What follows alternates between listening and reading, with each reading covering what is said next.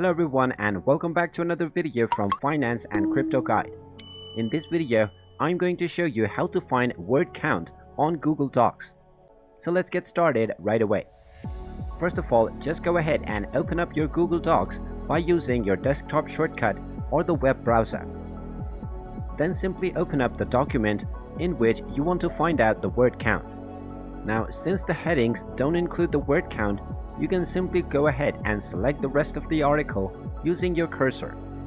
After selecting your desired article for the word count, you can simply click on the Tools menu and then you will find word count.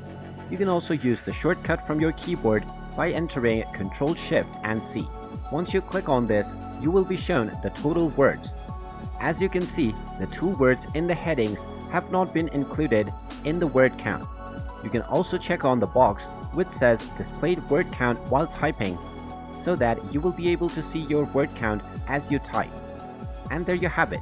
That is how easy it is to look at your word count on Google Docs.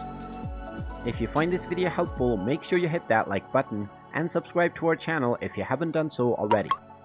Also ring that notification bell to never miss another update from us.